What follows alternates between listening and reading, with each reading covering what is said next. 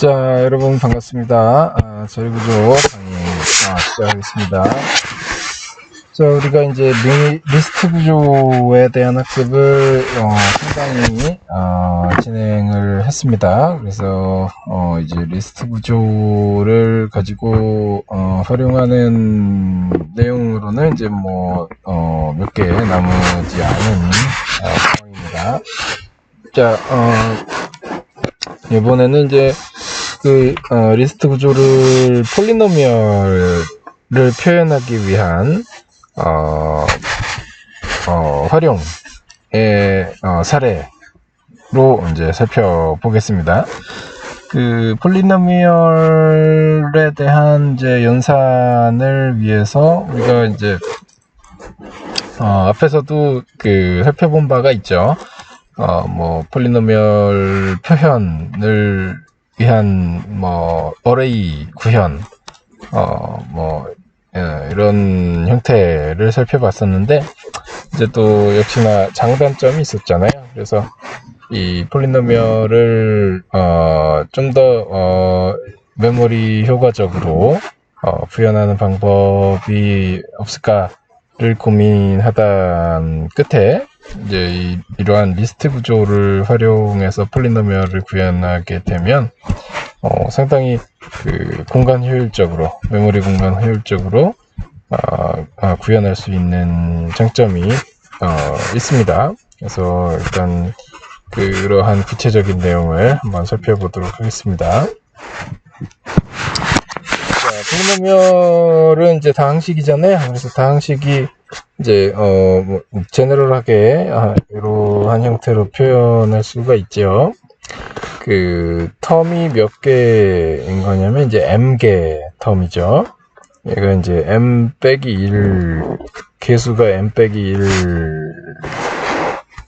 서브스크립트까지 가고 있죠. m 빼기 2 땡땡땡 해서 0까지 가니까 0부터 m 빼기 1까지니까 이제 총 m개 텀이고, 차수도 이제 최저 차수가 이제 x의 2 서브 0승에서부터 시작해서 x의 2 m 빼기 1승 2 서브 m 빼기 1승이니까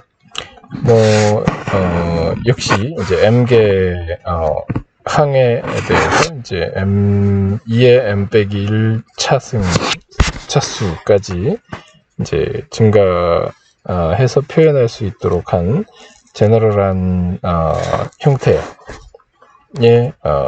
다항식이 이제 있다라고 가정을 하면, 이제 이거를 표현하기 위한 수단, 방법을 이제 우리가 구현해주면 되는 거죠. 그랬을 때 어떻게 하면 되는지 이제 살펴보면요. 일단 여기서 우리가 이제 표현을 해야 되는 부분은 어떤 부분이겠습니까? 앞에서도 살펴봤지만 여기 a라고 하는 개수 부분은 이제 항상 동일하잖아요. 지금 a 개수 중에서는 이제 이 서브스크립트만 바뀌고 있으니까 a의 m 빼기 1승, 2m 빼기 2승 이런 형태로, 그리고 또 이 x항도 이제 동일하게 사용이 되고 있죠. 그래서 x라는 정보가 중요한 게 아니라 이제 여기 있는 차수가 이제 변화하고 있으니까 차수와 개수를 표현해 줄 수 있는 방법이 필요할 겁니다. 그래서 지금 코에피션트 부분에다가 이제 개수에 대한 정보를 집어넣고, 여기 익스포넌트라고 하는 부분에다가 이제 차수를 집어넣게 되면 이제 이거에 대해서 한 개 텀을 이러한 내용으로 개수와 차수에 대한 정보를 알고 있으면 한 개의 텀을 표현할 수가 있는 거죠. 얘가 개수를 구성하고 얘가 차수를 구성하니까 나머지는 a하고 x를 넣어서 이제 표현해주면 되는 거죠. 그래서 이렇게 각 텀에 대해서 이제 개수와 차수를 정보를 보관을 하고 거기다가 이제 리스트 구조로 활용해야 되니까 이제 링크에 대한 정보를 또 추가적으로 각 노드에 대해서 유지하게 됩니다. 그럼 이제 이 다항식 표현을 위한 개별 리스트 노드에 대한 준비가 완료가 된 거죠. 그래서 이러한 정보를 바탕으로 이제 실질적으로 시언어로 이제 어떻게 구현을 하는지에 대해서 살펴보면 이제 앞에서 했듯이 이제 그 가장 그 노드 자체에 대한 스트럭트를 타입데프하는 방법, 그리고 두 번째가 이제 노드 자체에 대한 연산이더라도 포인터에 대한 정보를 이제 유지할 필요가 있죠. 그래서 스트럭트 폴리노드를 이제 타입데프했으니까 이후부터는 이제 폴리노드라는 노테이션을 그냥 써도 되는 거죠. 그리고 폴리노드에 대해서 이 에스터리스크를 써서 이제 폴리포인터라는 제3의 일종의 타입을 정의를 했으니까 타입데프를 가지고 뒤에서부터 이후부터는 이제 폴리포인터라는 노테이션을 쓰게 되면 이 폴리노드라고 하는 스트럭트 타입의 포인터 변수와 같은 형태로 사용할 수가 있게 됩니다. 그래서 실제로 이 폴리포인터 타입에 의해서 A, B, C 각 3개 변수를 이렇게 선언한 활용 예가 여기 바로 나오고 있습니다. 자, 그럼 이제 실제로 앞에서는 이제 제너럴한 형태였고 폴리노미얼 모든 형태 폴리노미얼을 이제 최대 m차까지 표현할 수 있는 정도의 제너럴한 폼이고, 지금 이제 실제 형태 중에 이제 3x14승 2x8승 더하기 1이라는 a라는 다항식을 앞서 이제 우리가 이제 만들어 놓은 이 구조체를 통해서 표현하는 방법은 어떻게 되겠습니까? 이 노드 하나에 한 개 텀을 표시할 수가 있는 거죠. 여기가 이쪽 텀, 여기가 이쪽 텀, 여기가 이쪽 텀을 표시하는 거죠. 그리고 첫 번째는 개수, 두 번째는 차수, 그리고 링크, 이런 형태로 각 노드가 구성되잖아요. 이 첫 번째 텀에 개수 3이 이쪽으로 들어오고, 그리고 첫 번째 텀에 차수 14가 이쪽으로 들어오고, 그리고 여기는 뭔가요? 예, 여기는 그냥 링크인 거죠. 여기다가 뭐 X 뭐 이런 거 저장할 필요가 없는 거죠. X라고 하는 변수는 뭐 공통인 거니까. 그래서 이렇게 이제 첫 번째 항에 대한 정보가 여기 첫 번째 리스트 노드 상에 이제 저장이 되고, 두 번째 텀에 대한 이제 정보가 이제 또 두 번째 리스트 노드 상에 저장이 됩니다. 첫 번째가 이제 개수 2에 대한 정보, 두 번째가 이제 차수 8에 대한 정보죠. 그리고 그 다음 나오는 링크는 역시 이제 다음 노드를 가리키게 되는데, 다음 노드가 이제 첫 번째 노드, 두 번째 노드, 세 번째 노드잖아요. 그러니까 세 번째 노드에 대한 링크를 이렇게 가지고 있게 됩니다. 그리고 지금 이 A당식에서는 항이 전부 이제 3개잖아요. 그래서 지금 보시는 세 번째 항에서는 더 이상 링크가 나가지 않죠. 여기가 이제 링크 파트인데, 링크 파트가 전부 이제 0으로 채워져 있는 거죠. 그래서 더 이상 다른 곳으로 이렇게 링크가 나가지 않도록 표시가 되어 있고요. 개수는 1이고, 여기 지금 텀 자체가 1이니까, 그리고 이렇게 개수가 상수 형태로 나오려면 이제 차수는 0이 돼야 되는 거죠. X텀에 대한 차수니까. 그래서 이러한 형태로 이제 표시가 되게 되면 이게 이제 A라고 하는 다항식의 표현이 되는 거고요. 그리고 요 시작 부분, 이 A라는 다항식, 이 A라는 다항식에 역시 이제 시작을 또 가르쳐 주어야 되죠. 그래야 이 다항식을 찾을 수 있으니까. 그러한 목적으로 이제 A라고 하는 변수를 아까 만들었죠. 아까 그 폴리포인터라고 하는 요 부분 선언을 통해서 A 변수, B 변수, C 변수를 만들었는데 이게 어떤 거냐면 지금 보시는 것처럼 이제 A 다항식을 표현해 주기 위해서 A 다항식의 시작 위치를 가르쳐 주는 포인터 변수인 겁니다. 그리고 두 번째의 것이 이제 B 다항식이죠. B 다항식을 역시 마찬가지로 이 변수 B에 의해서 이제 가리키게 되죠. 그러면 이 B 다항식 전체를 가리키고 있는 폴리노미얼에 대한 정보 시작 위치를 가지게 됩니다. 그래서 지금 여기 A하고 B가 준비가 된 거고, 우리가 이제 C라고 하는 폴리포인터를 하나 더 정의해 놨잖아요. 그래서 여기서 선언해 놓은 폴리포인터 C 변수는 이제 여기 두 개 폴리노미얼에 대한 연산을 수행한 후에 그 결과를 가지게 되는 변수, 폴리포인터 변수, 즉 노드에 대한 주소를 가리키는 변수가 되겠습니다.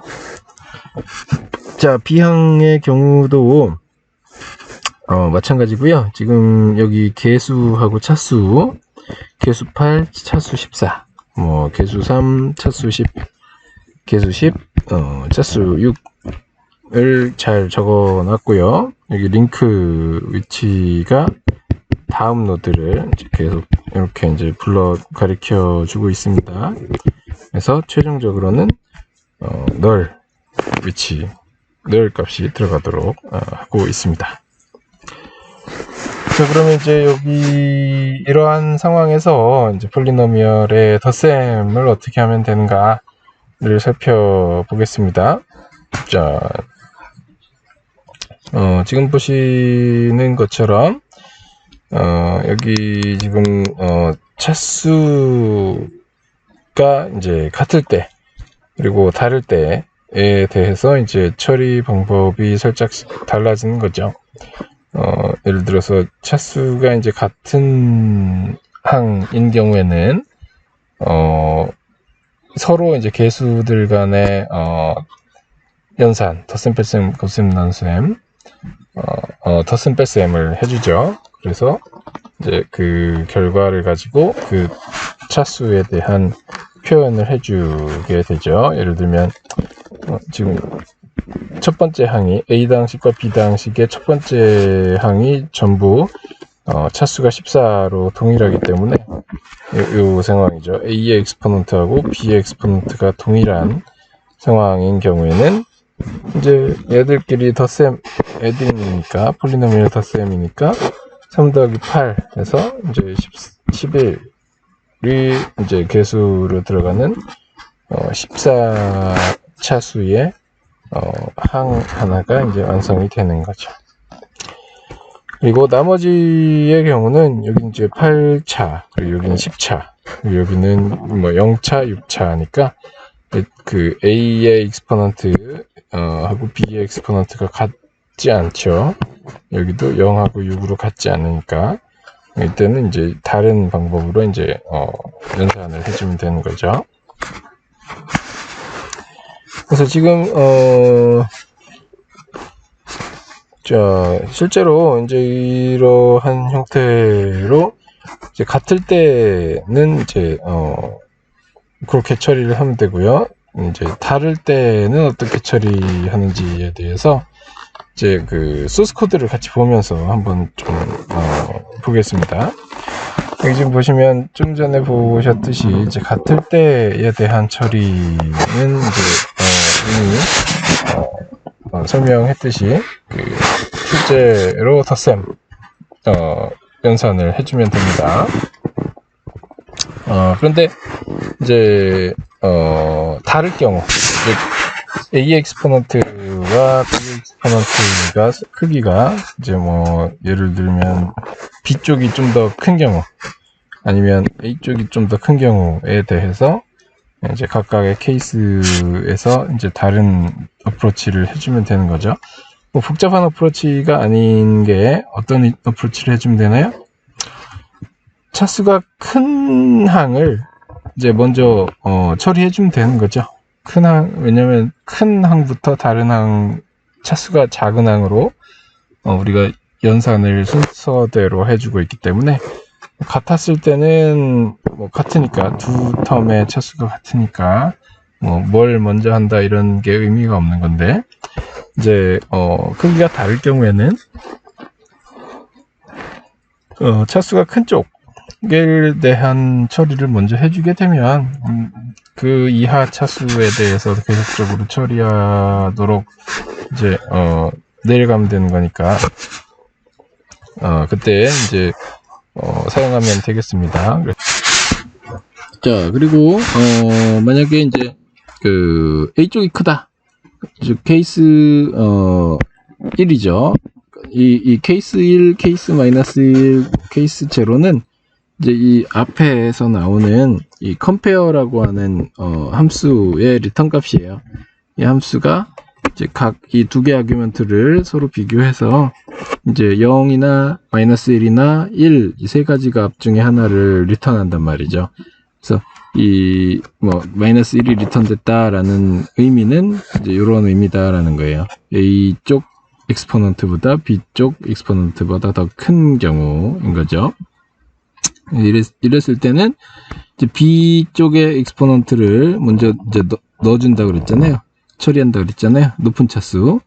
높은 차수를 어디다 넣어줍니까? 예. B 엑스포넌트하고 B 코에피션트, 그러니까 그 항에 대한 정보, 높은 쪽 차수의 항에 대한 정보를 이 C라고 하는 이제 그 새롭게 우리가 만들어야 되는 그 다항식에다가 이제 어태치 해주는 거예요. 그리고 나서 이제 이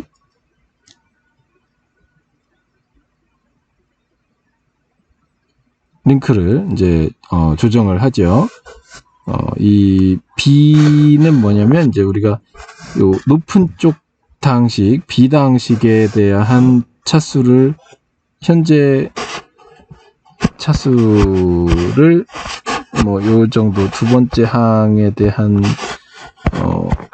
차수를 우리가 보고 있었다면 요 차수가 지금 이제 새로운 C 다항식으로 들어갔잖아요. 여기로. 그러니까 얘는 이제 더 이상 처리할 필요가 없는 거죠. 처리가 끝난 거잖아요. 우리가 그 다항식 덧셈 뺄셈 할 때는 이제 높은 차수부터 하나씩 내려오면서 처리해 주니까, 그래서 이제 요 항에 대해서는 더 이상 처리할 필요 없으니까 이 다음 항으로 이제 이동해야겠죠. 네, 그러기 위해서 우리가 수행하는 게 이제 B는 B의 링크인 거죠.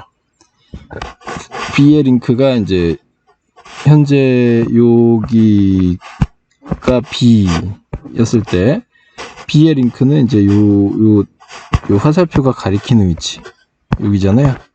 그러니까 이 B가 여기에서 이쪽으로 이동하게 되는 현상이 나타나는 것, 결과가 나타나는 문장이죠. B는 B의 링크라고 해주면 현재 B 포인터가 가리키고 있는 위치를 한 칸 이제 다음 링크로 옮겨가게 되는 겁니다. 왜냐면 그 텀에 대한 처리를 마쳤으니까.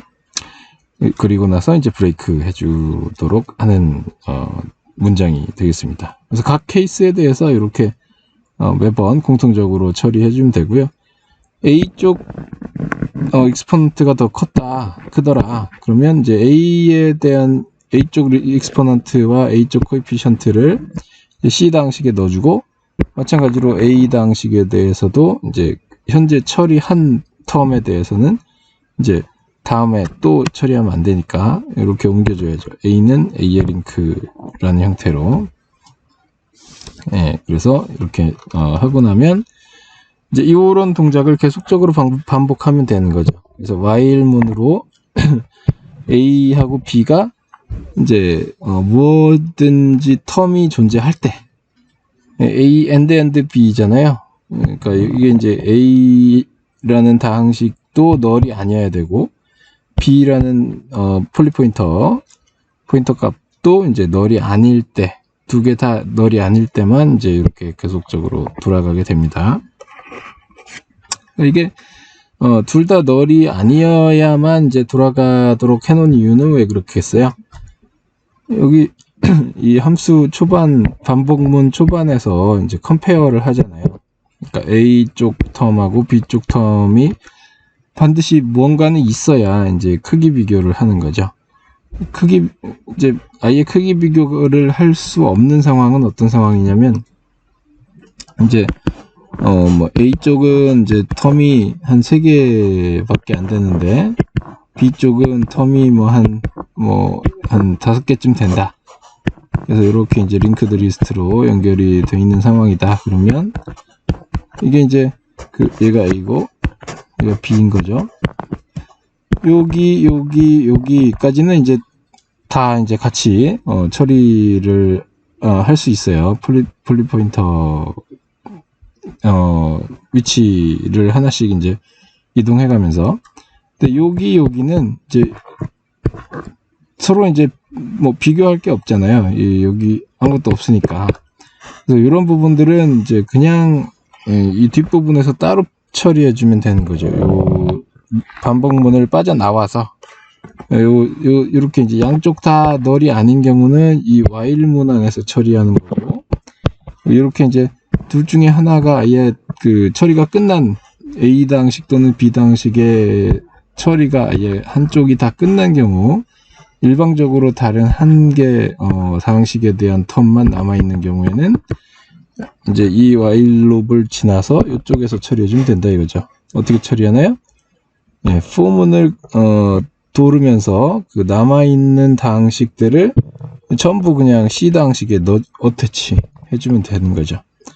이게 이제 A 당식에 대해서도 마찬가지고 B 당식에 대해서도 마찬가지인 거죠. 그러니까 이제 일상에서 우리 다항식 연산할 때 보면 차수 똑같은 것들이 이제 남아 있으면 얘들끼리 덧셈하거나 뺄셈하거나 해주는데, 차수 똑같은 거 없는 경우에는 그 다항식에 이 남아 있는 텀들이 그냥 그대로 모조리 새 다항식으로 옮겨가잖아요. 그러니까 그러한 동작을 위해서 이 A 다항식에 대해서 A는 A의 링크, 그리고 B 당식에 대해서 B는 B의 링크를 계속적으로 해가면서 각 A 값과 B 값이 널이 아닌 동안에, 지금 포문의 첫 번째가 이제 초기식, 두 번째가 이제 조건식, 세 번째가 이제 증감식이잖아요. 그러니까 포문을 돌면서 매번 A는 A의 링크라는 동작을 통해서 증감을 시키면서 조건이 A인 동안에 수행한다 이거죠. 조건이 A인 동안에 라는 얘기는 이제 A 값이 0이 아닌 경우에 한해서 계속적으로 반복한다, 뭐 이런 얘기잖아요. 두 번째 포문도 이제 조건식이 B다라는 얘기는 B라는 변수의 값이 0이 아닌 값들이 계속 들어있을 때, 그러니까 밸리드한 어떤 한 링크를 가리키고 있을 때 얘는 0이 아니죠.